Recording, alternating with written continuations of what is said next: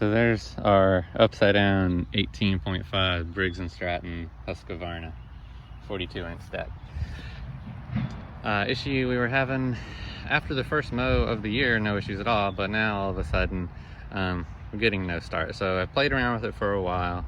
Fuel's getting into the engine, air's getting into the engine, battery is good, fully charged, solenoid seems fine. I wasn't getting a spark when I was testing the spark plug, so I went ahead and pulled the ignition coil off with these two bolts, cleaned it all up. It was pretty greasy. Here's the magnet on our flywheel. Cleaned it all up. It had a lot of dust and buildup on it. Used a feeler gauge and gauged these at 0.010 for distance from both of them. Tightened them back down. Got our ground wire hooked back in, and I went ahead and bought a new spark plug. Don't know if I needed it or not. Other one didn't look like it was worn out or anything, but they're $6, so might as well do it while I'm doing it. Now, when I just tested it, I did actually get a spark. When I grounded out the spark plug on right here, had it plugged in, was able to get a spark, so that's a good sign. The only thing when I looked this up online, what I kept finding as a problem is these valves, they clearance just over time. They just kind of wear out, get a little loose, burned up maybe. So I went ahead and pulled the valve cover off the front. It's got 4 bolts on each corner. It's got a purchase point where you can use a pry bar screwdriver in there to just pop it off. Of course, it's got a gasket sealer on the inside because this fills up with oil and you don't want all your oil running down on your muffler there. That leads to probably an interesting time. Like I said, this is an 18.5 horizontal cylinder engine. So to set our timing or our valve clearance for these, we're going to be putting the feeler gauge right under there and right under there.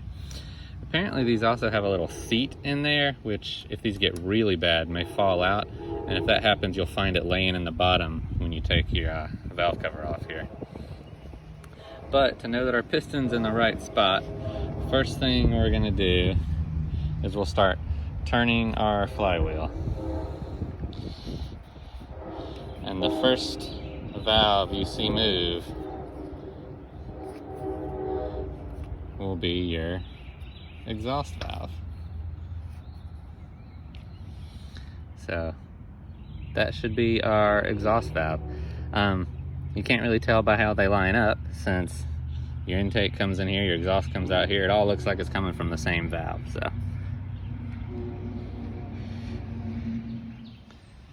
alright, so we want to get our cylinder to just past dead top center before we start doing these measurements.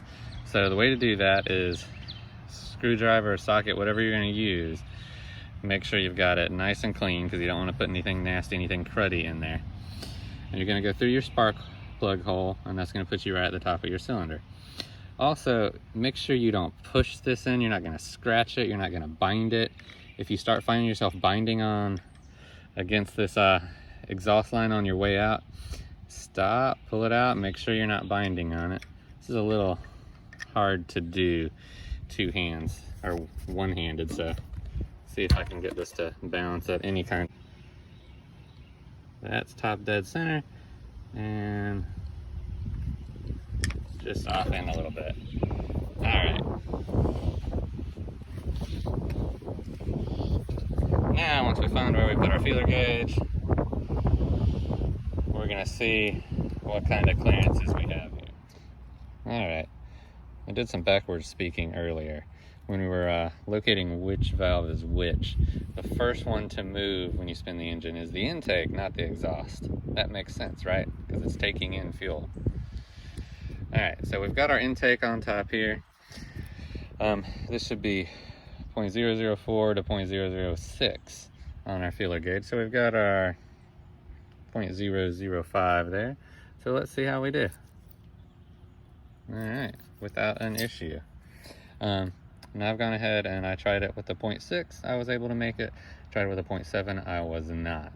So that one is set right. So our exhaust down here, we're going to be wanting to go check out, it should be around anywhere between 0.009 and 0.011. So let's go with 0.01. Let's do the 10, see what happens.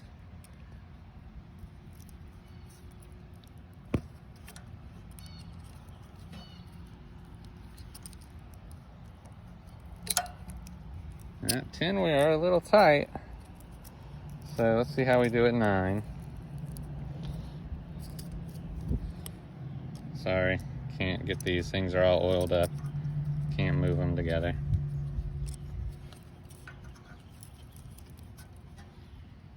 Alright, and we fit at 9. So these valves are good, that wasn't a problem. Hopefully then it was just the dirty ignition coil, because I can't find one anywhere around me. I went ahead and ordered a new one on Amazon, 16 bucks. Bolts up the same way, easy peasy job. So if this works like a charm, I may send it back, I may just keep it, you know, who knows. But I'm gonna put this valve cover back on, tighten up these 4 bolts, put the spark plug back in, hook up the wire, and hope for the best. All right, moment of truth time. Let's see what happens.